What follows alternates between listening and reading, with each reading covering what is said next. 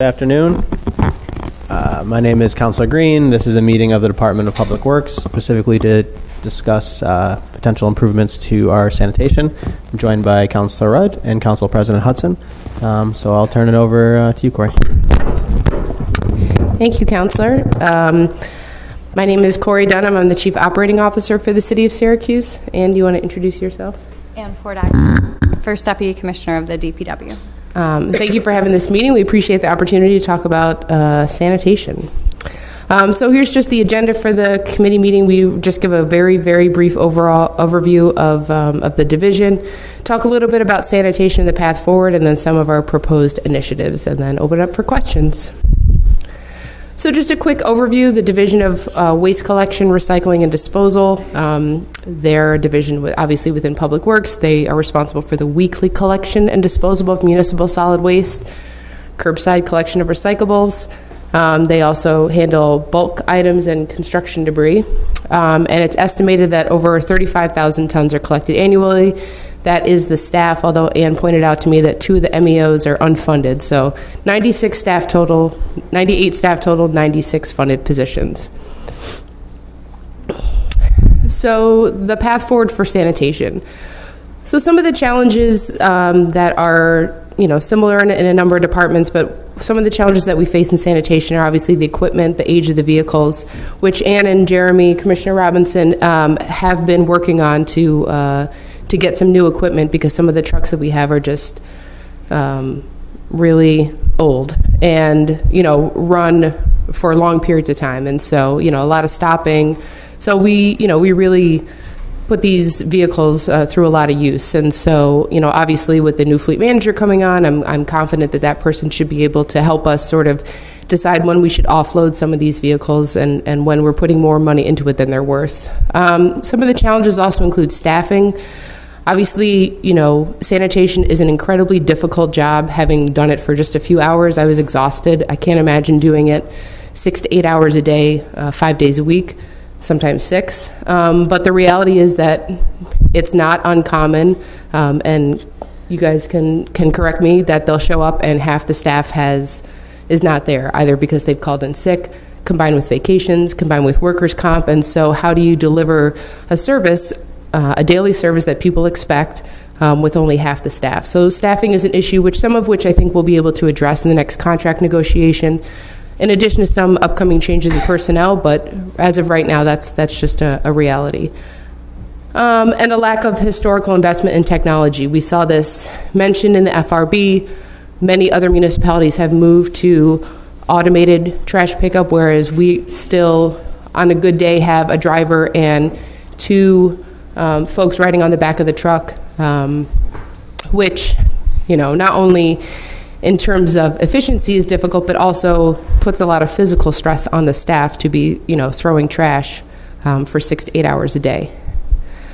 Some of the issues we also face with sanitation are just bad habits created over time. There are a number of rules on the books with regard to sanitation that, for one reason or another, have not been enforced.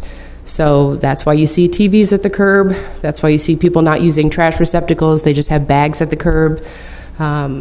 People just putting out whatever they want to put out, because in the past, I think with well intentions, but in the past, DPW has just picked it up. Whatever you put out, we'll pick up. But there's a cost associated with that. And so these habits have really created over time, where people just figure whatever it is, DPW will pick it up. And that comes with a cost. So our goal is an efficient, effective, sustainable model. Our primary focus is on residential service, not exclusively, but certainly that's a major priority for us. And over time, the city has, its real estate's changed, there's been changing dynamics, and we believe that the services should adapt to those changes as well. So some of our proposed initiatives. So the first one, multi-unit residential pickup. So right now the ordinance defines a household waste generator, I won't read the whole thing, but essentially 1 to 10 residential units. So if there's an apartment building with 10 residential units, DPW is picking up the trash for 10 residential units, which can be a lot. What we thought to do was look at some of what other municipalities are doing. You know, our peers that we often look to, Albany, Rochester, and Buffalo, they limit it to 4 units. Anything 5 or more is really considered commercial, multi-residential. And so one of our proposals that we would like to put forward is to limit residential pickups to 4 units or fewer. And then anything 5 or more would really require a private hauler. You know, if it's a 10 unit, you know, I know there will be concern about, you know, mom and pop operations, but I think generally speaking in the city, anything that's more than 4 units, I think we're really getting into a commercial operation. For which case we believe that they should require private haulers, and I think this would help us focus more on the smaller residential pickups, and like I said, it is consistent with what other upstate cities have decided to do. And this is where it gets a little bit complicated. It's my understanding that in the early 90s, the city made the decision to stop picking up commercial properties. I would imagine that businesses were unhappy, and so I believe as a bridge, you know, and anybody can correct me if I'm wrong, but information I've been able to gather, as a consolation, the city agreed to arrange pickups through a third-party hauler on behalf of these businesses. So the city has been handling the billing for these properties to have their trash picked up by a third-party hauler. So right now we're at about 137 commercial properties, I believe. The current vendor that we work with is Syracuse Haulers. Obviously, this takes up staff time, and minimal revenue is generated because obviously we can't charge enough to make this profitable, because otherwise the business would just go straight to Syracuse Haulers. Why would they go through us? So having met with Syracuse Haulers, and it's my understanding also from staff at DPW that this has been a long-standing recommendation by previous commissioners, we would propose getting out of the billing business for third-party commercial trash haulers for businesses. There's really no value. We don't offer a significant discount to the businesses. All we're doing is generating more work for ourselves. So having met with Syracuse Haulers to let them know, they have made the offer that if our proposal is to roll this change out January 1st, that those businesses that currently are engaged in this program would be grandfathered 1 year. The price would stay the same. But obviously businesses are welcome to use any other city license haulers that they choose to do. But we have an entire outreach plan in place where, you know, we'll be reaching out to the business owners to let them know. But really, in terms of the amount of work that needs to be done at DPW and the priority of staff time, we just don't believe that this is really a good use of staff time. And I believe it was, I think, according to the ordinance, I think maybe 1992, and I think since then businesses have come to accept that trash hauling service is a cost of doing business. And so why are we acting as a go-between in between the haulers and the businesses? How does it work with mixed use? So if let's say you're on North Salina Street, okay. Yeah, mixed-use properties. So obviously mixed-use properties have been a growing trend both nationally and locally in the real estate market. In the ordinance, it says that commercial waste generators have the option of, which mixed-use properties qualify as, have the option of obtaining private collection service or city-provided collection service. City-provided collection service does not mean the city picks it up. It means that you engage in this third-party billing arrangement. That was the intent of the ordinance, where it's a private hauler, you have a cart, but over time the city has been picking up a number of these properties in mixed use. My guess perhaps would be that just the expansion of mixed use properties, perhaps there are more mixed use properties in the city now than there were in 1992. Whatever it is, the city has been picking up these properties really in essence not in the spirit of the ordinance as it exists. And so if you're mixed use, like North Salina Street, like commercial on the first floor, 2 units on the second floor, even if you live in it, then you're commercial the whole building? Yes, you're considered a commercial waste generator. You should be getting a private hauler. And again, this is another perhaps well-intentioned but bad habit over time that DPW has been picking up, not all of these properties, but a number of these properties. And so, we look to other municipalities. They're pretty consistent in that They don't pick up mixed-use properties, that a private hauler would be required. And so our plan, it really doesn't require any major change, is just to enforce that commercial waste generators use a private hauler. And so we would no longer pick up these mixed-use properties. And obviously there's a communication plan we would want to have with these properties just to let them know. But rather than creating new laws, you know, a lot of, like I mentioned before, a lot of the issues facing DPW are just the lack of enforcement of rules that are already on the books. Question, oh Lord.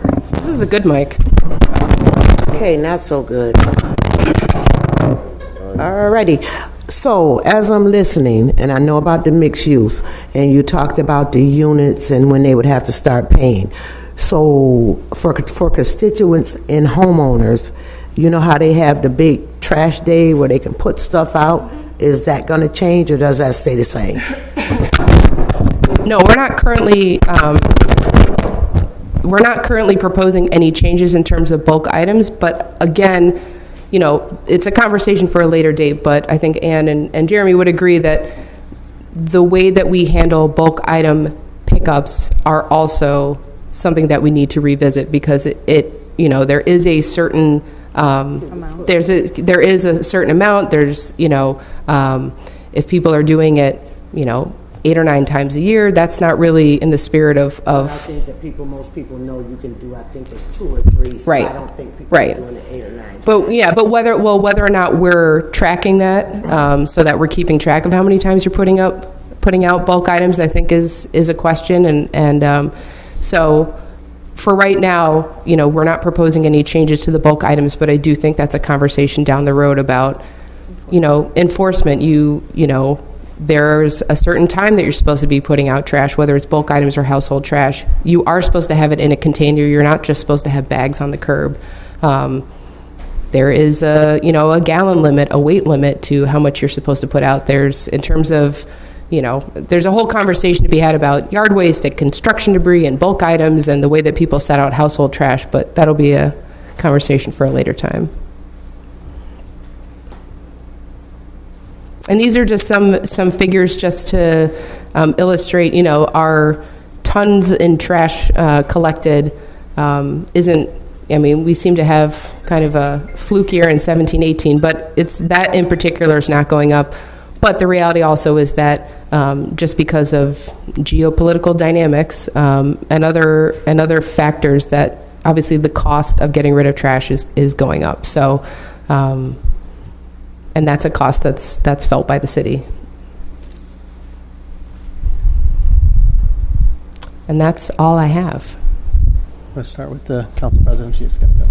I just had the question about the constituents and the bulk items. Well, and that's, I think, by enforcing the rules that are already on the books, I think we can put more of a focus on residential services, you know, for the average constituent homeowner.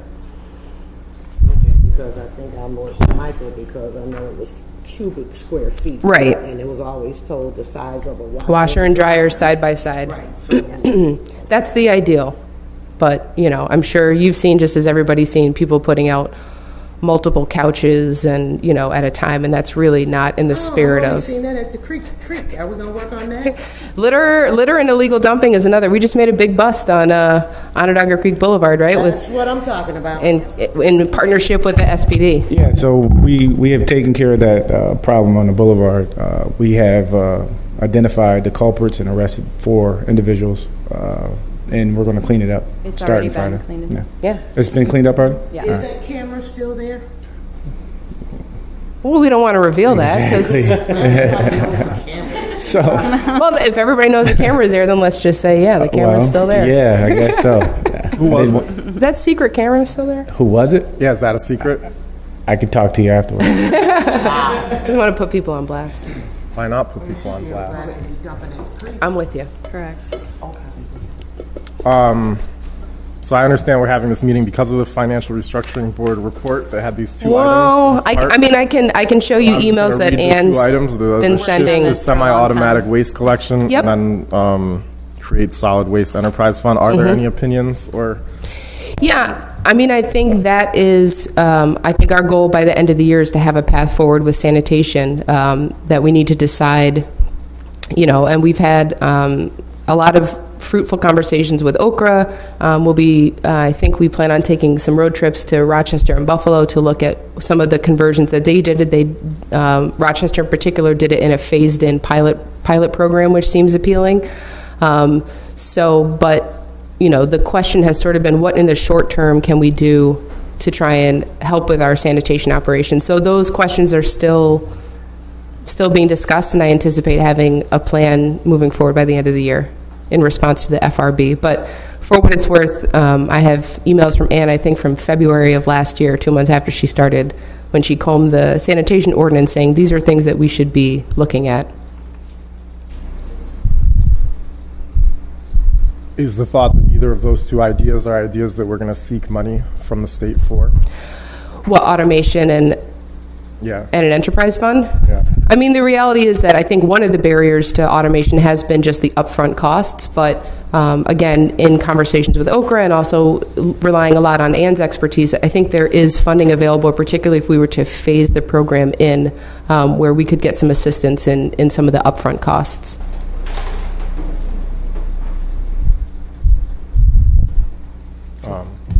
Go ahead if you have. And we talked about this a little, but can we talk a little bit more about our path for how we go about evaluating automation? And I mean, is that something we think we can do in-house? Is it how would we go about doing that? Coming up with the plan? I mean, I think right now the initial steps are to talk to cities that have done it to figure out, did they just do it on their own? Did they use a consultant to try and help them forge the path forward? I'm completely open to that idea. I think that's the first step. And then also, as I mentioned, both between Ann's expertise and also in conversations with Okra, they've been putting us in touch with organizations that help cities get this done. I think one of them is the Recycling Partnership. Yes. They'll provide some funding for public education and some funding for the carts. And then you also have New York State DEC has grants for carts, but none of it covers it totally. Right. So that's where, when we look at the state's suggestions, some decisions have to be made, some research has to be done. So I don't want to promise that we're going to use a consultant to figure out the path forward if it's something that we can decide internally. Yeah, and I don't care if we do or don't. I just want to make sure that we're doing it this year, like we say we're going to. You know, and if we can't do it in-house, then someone else is. I mean, I think obviously the implementation will take some time. I think the goal at the end of the year is to have a plan that we at least know what path we're going to go down. Okay. So we talked about this like an hour ago, but one of my feedback on the number of units and the 10 units, the 4 units. So putting on my like DPW hat, I can understand why we wouldn't want to be picking up large buildings that have a lot and can overwhelm our staff and can be a lot to pick up. But then putting on like a city planner type hat, I want density and I want there to be higher taxable parcels that have a lot of people living on them. And then having density increases, walkability, bikeability, decreases car dependency, and it helps our tax base. So my concern is we're disincentivizing that by saying if you have a 4-unit apartment building, we'll provide this free service for you, but if you want to build a dense 10-unit or 12-unit, we won't. And, and I understand that can be overwhelming when there's 10 units all on the curb at once, but is that easier or harder than going to 10 different houses in Bradford Hills? I don't know that it is, right? So that's not really a question, but I'm just kind of thinking that through. Yeah, I mean, I don't know that the cost would be prohibitive to make you reconsider building an apartment building. Restaurants and a lot of commercial enterprises are required to have private haulers. In my experience, I haven't heard of the concerns that business owners have. I haven't heard that the city requires you to have a private hauler to be at the top of the list.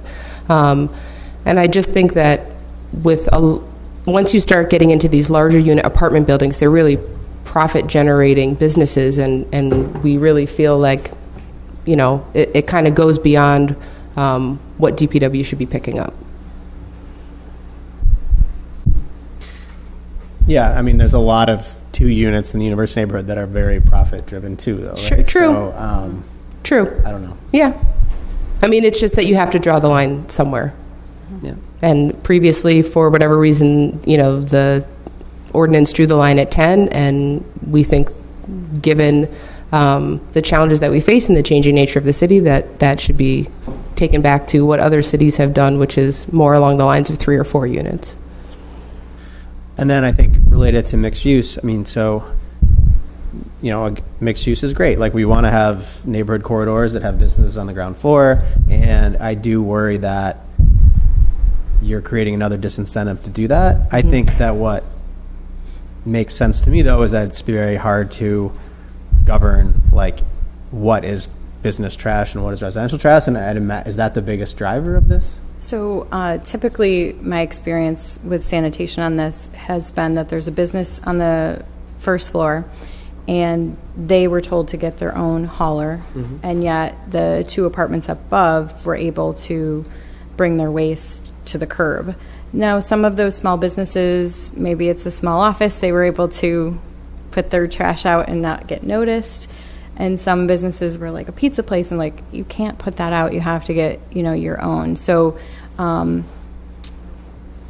when that happens, so there's already a dumpster there, there's already totes, there's already private collection happening there. So I don't think the converting it to add those 2 apartments to that is going to be that much of a push to do. It's probably the ones that were sneaking it in there that we weren't able to police that are going to have to get a service. I'm not sure if I said that right, but. No, that makes sense. Then do we have any dollar value that we can associate with these changes? I mean, for mixed use, I haven't been able to come up with a dollar amount, because you would have to figure out how many units are in each one, and then probably you don't know how many people are living there to calculate that. Apartments, I did some math on that a year ago, and I think it's several hundred thousands of dollars. So it could be 200, right? 2 or 3. Yeah, I think it could be 2 or 3, because the tipping fee did increase by $6 over the past year, $6 per ton for the trash. So even my calculation a year ago was conservative. And I think that's based on how much trash an average person generates. I was able with the apartment one to pull up how many apartments, but that still doesn't tell me if it was a 1-bedroom or a 4-bedroom or whatnot. So I just had to make some assumptions about the amount an average person produces. So. And then can we talk a little bit more about what our communication strategy will be for these? Just because I'm concerned, obviously, that all of a sudden there'll just be a bunch of trash on the curb. So for those that we currently act as the go-between with billing, we have those contacts, we have that information. We have, I believe we have letters drafted, ready to go. And I believe since Syracuse Haulers is the current vendor, they have their own communication strategy to make offers to those folks. So I think we should be set there. The mixed use will largely be, I think it's difficult to know who exactly we pick up, but I think the plan would be to send a letter, to the owner of each one of these properties to let them know, with a phase-in date and understanding that we can't just turn it off the next week. But if it comes to the point where we have to, issue warnings, issue citations, then that's what we'll do. I mean, I think in part that's why we wanted to bring it to a committee meeting to try and get some attention to it, rather than have the appearance that we're trying to pull this service in the dark. We're not. We're being open that this is a service that over time we've been providing that we really shouldn't be, according to the ordinance, and it's not consistent. Some mixed properties we pick up, some we don't, and that's not the way we should be operating. How does it work with your understanding of the Waste Enterprise Fund? Could we have our existing municipalized collection and charge with an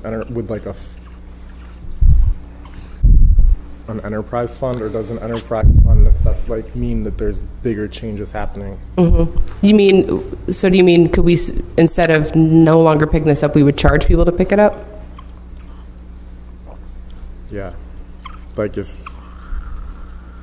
I guess if you had like an overlay district for trash and you charged for trash, so you're including all the nonprofits and everybody who don't pay property taxes. can you do that and still keep like DPW the way it is as you understand it? I don't. If you're Like, I could imagine if you just got rid of, like, I'm not saying to do this, but if you got rid of sanitation as the department, or as like a unit within the Department of DPW, and then so we're going to have a private hauler pick up, and we're going to charge everybody based on the number of units at your property, and you're going to pay a fee, and it doesn't matter whether you're a nonprofit or not, Right. and that's going to pay for your trash collection. Yeah. That, yeah. I mean, it's not something that I think we were thinking to pursue right now, but I think that becomes part of the larger conversation about sanitation, of whether or not we should be funding sanitation differently than we do now. You know, whether it does become an enterprise fund, whether we do make it a separate charge on people's bills and it becomes a fee so that nonprofits, you know, contribute to that cost. I mean, it's not part of the proposal today, but that certainly is a conversation that we'll be having as we lay out the future for sanitation. Do we have a sense now of which nonprofits we pick up for, or like in general, are we picking up for like small churches or? No, that's in the ordinance that we are not to be picking those up. Do we pick them up? I haven't seen that as a big issue. We had one come up that they didn't pick up, and it was like a group home situation. And I said, this is a home. Like, this is someone's home. Yeah. So I don't care, you know, what facility is running that group home, that we're going to pick it up, because it was actually residential. Right. So I really haven't seen that we're picking up nonprofits. I think there was one Catholic Charities like financial office I saw. I mean, and I think, you know, so it's just, I really haven't seen any kind of large problem in that direction. and I think the future with sanitation, a lot of the trucks and both the commissioner and deputy commissioner have been part of conversations with companies that, you know, the technology now, a lot of trucks have cameras, so that way you can check to see a lot of this information that right now largely is anecdotal because we don't have a sufficient system to track it.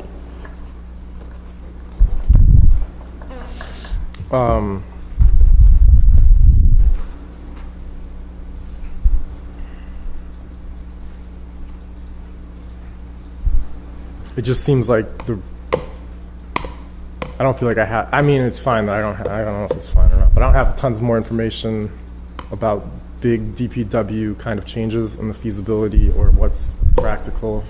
So, and there's people who say don't fix what isn't broken, and I guess there's some people who would say DPW is worthy of fixing, and there's people who would say, oh, it's not like to the level of being broke, based on what I hear. Yeah, I think anybody who thinks that there's no room for an improvement in sanitation, I'd like to have a conversation with them. Right, like I think clearly just the call-out rate is such that something should change, even assuming that the real issue is that everybody's getting hurt because the job is, like, it is difficult to lift a huge, heavy object. It's really into a difficult truck. work. Yep. Right, so it seems almost cruel to have people getting constantly hurt. It's like, so in that case, that's making the argument for automation with your existing force, and to the extent there's a little extra capacity, like figure out how to reallocate people to do things. Right. I mean, and the idea is that the changes that we're proposing today would remain in place if we go to automation, if we go to an enterprise. I mean, the enterprise fund is complicated. We have to figure out how we wind up billing for that, but it's not as if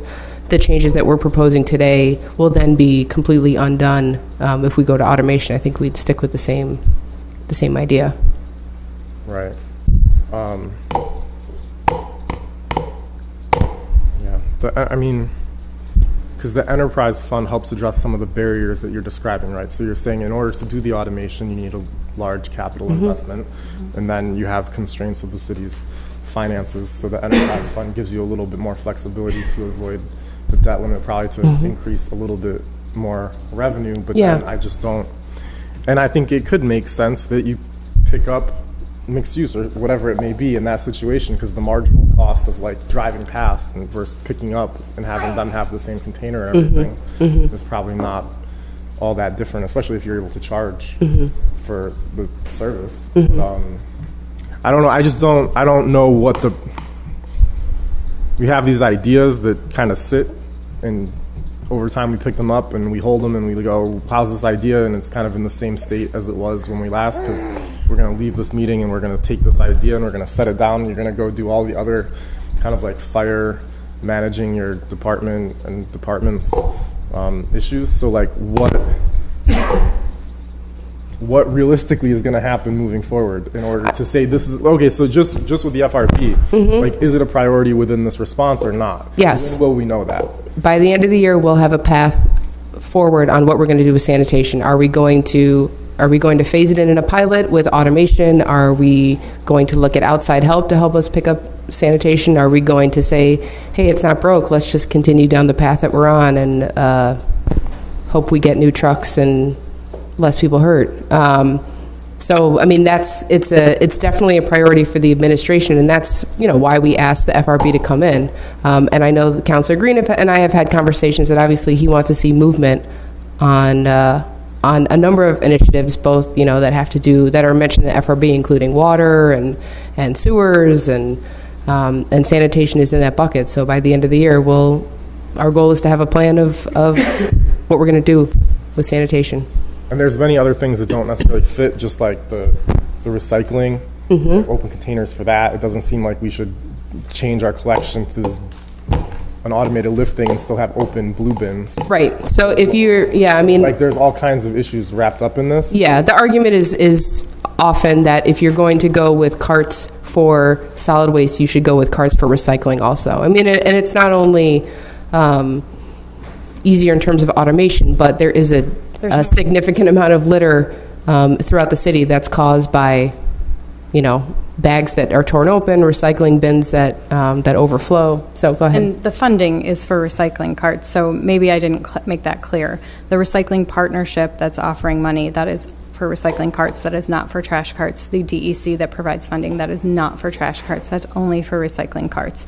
Recycling would be the low-hanging fruit in this example. It is the only one that we can get funding in that way for. Can you describe the carts? It would be like a 95-gallon cart with a lid with wheels on it. So Town of Camillus, North Syracuse have done this already. And then the benefit of that also, right, is that you might be able to do less pickup? You would do bi-weekly with recycling and weekly with trash.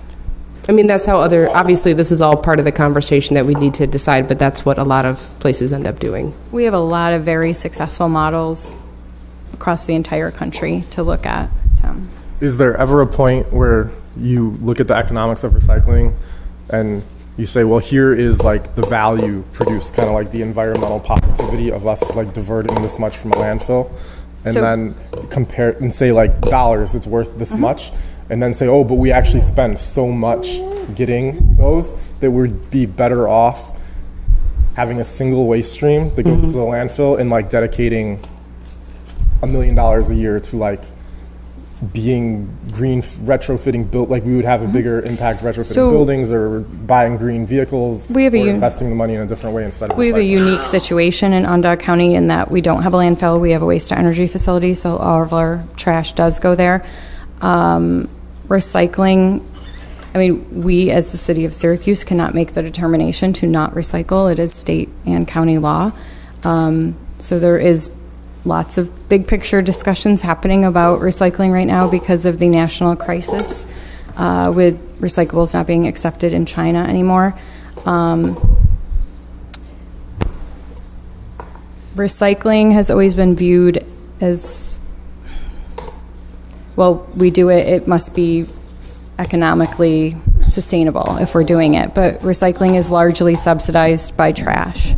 So recycling does have a cost. It's not free, but we do it because it's the right thing to do. So I think that, I don't think recycling is going to stop, and we have to remember that Okra subsidizes recycling here. So City of Syracuse is never going to have to pay to drop off recyclables at the waste management plant in Liverpool, but they do pay to take the garbage to the Covanta plant on Rockhart Road. So it is in our best interest as a city to recycle, to push recycling, to educate, have a recycling contest maybe, and to get our residents to recycle more, because every ton that goes to recycling is a ton we don't pay for in trash. But we have to collect it, so you'd have to show me that like the cost of collecting it is Correct. less than the cost of like the drop off and landfill and pay for it, all that to be landfill. Then I would bet that the cost of collection is higher. Cost of collection for recycling, typically it's lighter typically than trash, and people just recycle less amount than trash they produce, so you can usually hit more houses on a route before you have to go and dump it. So I'm not sure, is what I'll say. Does anyone in the audience have any questions or anything they want to say? Okay. I have one more. So how does the administration, we have like the labor management working group, like how do you plan on having open dialogue with unions and such around like reforms? About what, the reforms? Around any reforms around. Well, I mean, I think. How do you proactively share and get their reactions? Do you just what do you think might be a path forward? Yeah, I mean, I think. My consultant is just so talky. He literally is making some solid waste while we're talking. But, I think, I mean, both our commissioner and deputy commissioner have solid relationships with the head of Local 400 and the head of the crew leaders, which I think would be the unions most impacted. But I mean, they're a partner in the conversation. So as we move towards what this is going to look like, you know, we want to engage with them to share our ideas and see what their reaction is. Counselor, I think we have, like she said, we have a great relationship with Local 400. We're open with them. They want the same thing we want. We want to make sure everyone's safe, working safe, make sure the trucks are operable, making sure we're picking up trash, and just take the resident. We provide this simple service to pick up trash and recycling. We want to do it for them. So I think they want the same thing, and we're open with them and always in communications with them, and whatever we can do to do that, that's what we're going to do. Okay, so these initiatives here, obviously, I know there's like a request for legislation that's coming on the next time. I'd imagine you'll get some similar questions that were asked today by people that weren't here today. Just a prediction. Yes. And but like, let's say, assuming everything were to go to plan, what's your timeline to implement? So the one, you said January 1st. Yeah. That was for the commercial subcontracting one. I believe when we get the letters and the lists ready for mixed use, I would give them at least 2 months to get. We might be working all on the same deadline, where maybe January 1st is when we roll out all of these changes, so that there's a consistent date and it's easy to remember. Anything else? Anything else from you guys? No? Okay. Thank well, you. I do want to say Anne is a trash and recycling expert, and we're really lucky to have her, and she does a lot of research on it, so I really appreciate everything she does. So. Yes. Yes. I'll second that. Thank you. All right. Thanks. So I'm going to apologize to you. I did not read that. Oh, I thought that.